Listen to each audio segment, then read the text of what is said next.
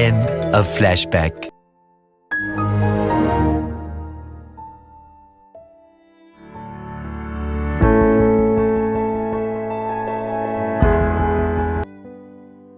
নমস্কার বন্ধুরা, আমি স্বপ্নাস ক্রিয়েশনে আবারও একটা নতুন ভিডিওতে আপনাদের সকলকে জানাই স্বাগত। আজ হাজির হয়েছি একদম অন্য ধরনের এক অসাধারণ স্বাদের টাকোর রেসিপি নিয়ে।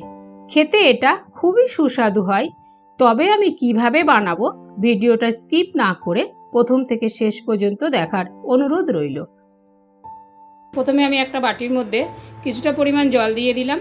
জলের মধ্যে সয়াবিন দিলাম অল্প পরিমাণে, দিয়ে সয়াবিনটা ভালো করে সিদ্ধ করে নেব। সয়াবিনগুলো ফুটে ওঠার পর আমি একবার নেড়ে দিলাম। সয়াবিনগুলো সিদ্ধ হয়ে গেছে, এবার নামিয়ে জল ঝরিয়ে ধুয়ে নেব। সিদ্ধ করা সয়াবিনটা জল ঝরিয়ে নেব। জল ঝরিয়ে ভালো করে ধুয়ে নেব। এবার সয়াবিনগুলো আমি ছোট ছোট টুকরো করে কেটে নেব। এইভাবে সমস্ত সয়াবিনগুলো কেটে নেব। সয়াবিনগুলো আমার টুকরো টুকরো করে কেটে নেওয়া হয়ে গেছে। অল্প লবণ দিয়ে এটা ভালো করে মেখে নেব।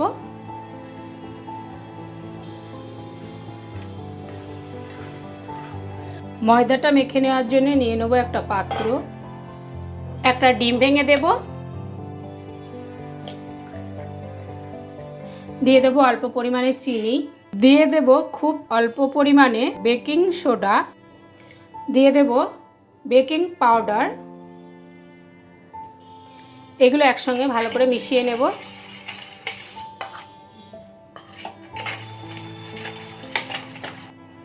দিয়ে দেব 250 গ্রাম ময়দা,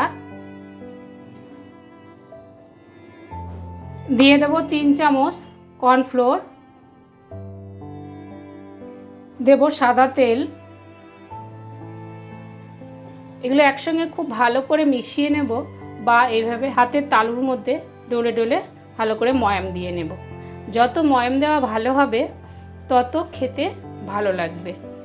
এখানে একটা ছোট্ট টিপস দিই, যদি আপনারা ডিম দিতে না চান বা ডিম খেতে পছন্দ করেন না অনেকে, তাহলে পারে বেকিং সোডা আর বেকিং পাউডারটা না দিলেও হবে।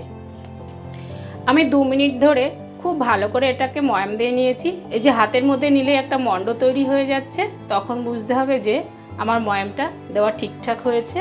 এবার আমি উষ্ণ উষ্ণ গরম জল দিয়ে এটা একটা ডো তৈরি করে নেব। একদম হাত ছোঁয়া গরম, খুব বেশি গরমও না আবার একদম ঠান্ডাও না, অল্প অল্প দিয়ে ডোটা বানিয়ে নেব। ময়দাটা আমার খুব ভালো করে মাখা হয়ে গেছে। ময়দাটা খুব নরমও হবে না আবার খুব শক্তও থাকবে না, এইরকমভাবে মেখে নিয়েছি।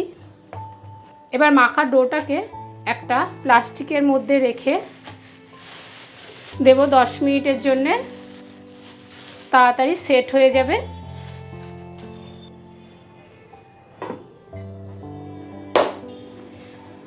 নিয়ে নিয়েছি বড় সাইজের 2টো পেঁয়াজ, 4 কোয়া রসুন আর অল্প আদা। এবার এগুলো আমি গ্রেট করে নেব। আমি এগুলো সব গ্রেট করে দিচ্ছি, আপনারা চাইলে এগুলো বেটেও দিতে পারেন। এরপর আমি আদা আর রসুনটাও গ্রেট করে নেব।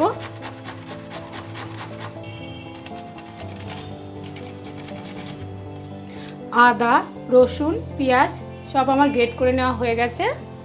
এরপর টমেটোগুলো আমি ভিতরের বীজগুলো ফেলে বা দানাগুলো ফেলে আমি এইভাবে কেটে নিয়েছি।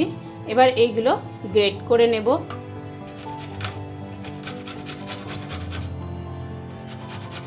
এইভাবে সবগুলোই আমি গ্রেট করে নেব। আমি এরকম ছোট ছোট 4 কোনা করে বড় সাইজের একটা আলু কেটে নিয়েছি। কড়াই গরম হয়ে গেছে, দিয়ে দিলাম সাদা তেল। এবার আলুগুলো ভেজে তুলে নেব। অল্প লবণ দিয়ে দিলাম। আলুগুলো আমার ভাজা হয়ে গেছে। ভাজতে ভাজতেই আলুগুলো সিদ্ধ হয়ে গেছে। এবার আলুগুলো আমি তুলে নেব।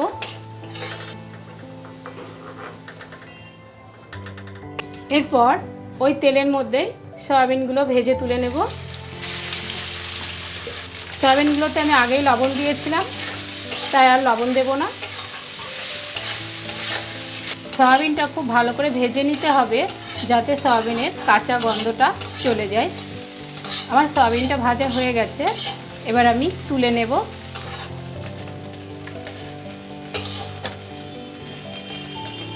কড়া গরম হয়ে গেছে, দিয়ে দিলাম সর্ষের তেল,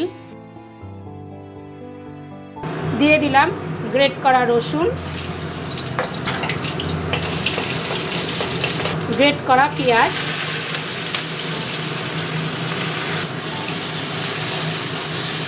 পেঁয়াজ আর রসুনটা একটু ভাজা ভাজা করে নেব। দিয়ে দেব গ্রেট করা আদা।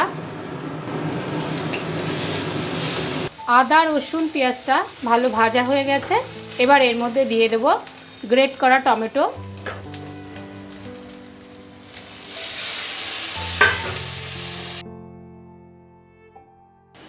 দিয়ে দেব হাফ চামচ জিরে গুঁড়ো, হাফ চামচ ধনে গুঁড়ো, লঙ্কা গুঁড়ো, কাশ্মীরি লঙ্কার গুঁড়ো, চিনি, ভালো করে মিশিয়ে নেব। অল্প জল দিয়ে দিলাম, মশলাটা যাতে পুড়ে না যায়।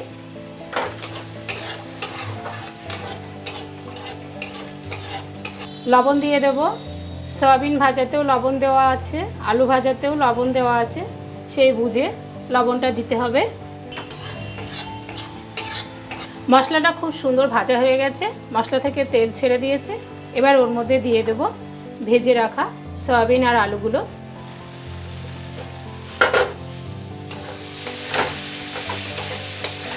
দেব অল্প পরিমাণে জল,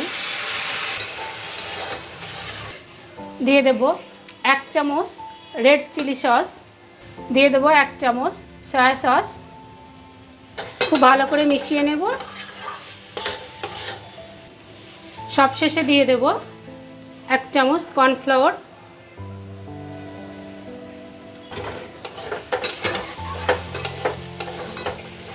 আমার পুরটা পুরো তৈরি হয়ে গেছে, এবার নামিয়ে নেব।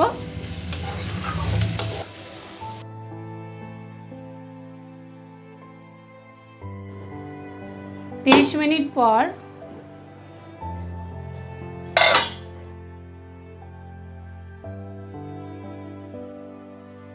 ময়দাটা আমি প্লাস্টিকের মধ্যে থেকে বের করে নেব। ময়দাটা খুব সুন্দর সেট হয়ে গেছে, এই যে নরম হয়ে গেছে, বেশ সুন্দর। এবার হাত দিয়ে আরেকটু মেখে নেব। এবার ছোট ছোট লেচি কেটে নেব।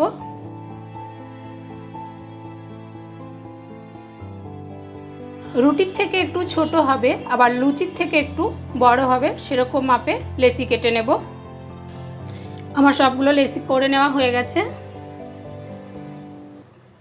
এভাবে সবগুলো গোল করে নেব, ময়দা দিয়ে বেলে নেব। এরকম ছোট করে লুচির মতো লেচি করে নিয়েছি।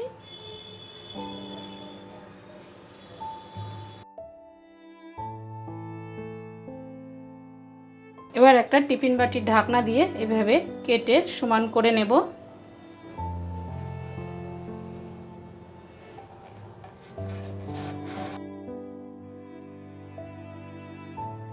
কাঁটা চামচ দিয়ে এবার এটা ছিদ্র করে দেব।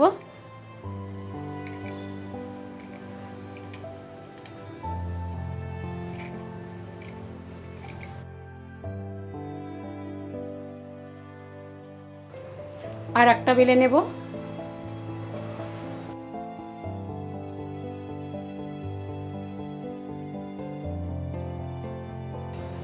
কাঁটা চামচ দিয়ে এভাবে ছিদ্র করে দেব, তাহলে পরে ফুলে উঠবে না তেলের মধ্যে যখন ছাড়বো। তেলটা ভালো করে গরম করে নিয়েছি, এবার এটাকে ভেজে নেব।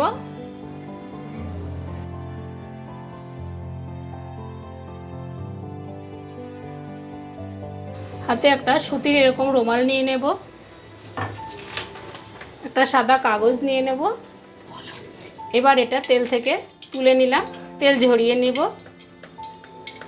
তেল ঝরিয়ে এবার হাতের উপর এভাবে নিয়ে নেব।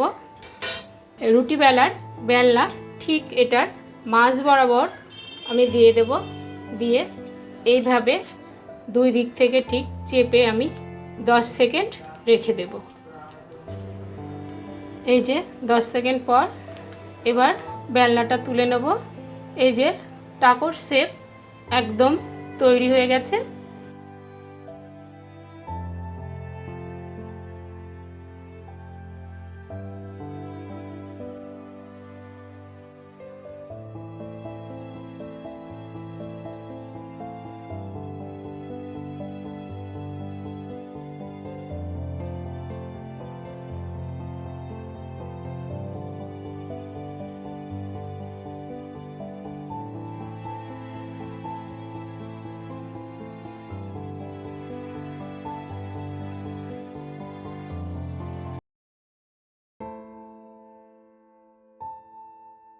দুটো ডিম সিদ্ধ করে নিয়েছি, এবার ডিমের কুসুমটা আলাদা করে নেব।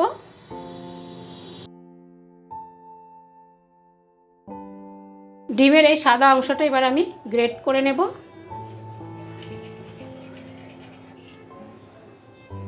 এবার আমি স্যালাড তৈরি করে নেব। এবার একটা বাটি নিয়ে নিয়েছি, বাটির মধ্যে দিয়ে দেব শসা কুচি, টমেটো কুচি, পেঁয়াজ কুচি,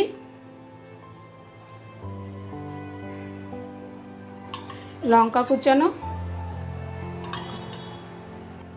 পরিমাণ মতো লবণ, লেবুর রস। এবার এগুলো একসঙ্গে ভালো করে মিশিয়ে নেব। এরপর এটা সাইডে রেখে দেব। এবার নিয়ে নিলাম টাকোস। এবার টাকোর মধ্যে পুর দিয়ে দেব,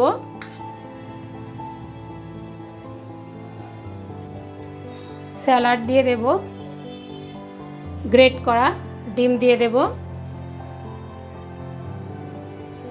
তৈরি হয়ে গেল টাকো। আর একটা করে দেখাচ্ছি।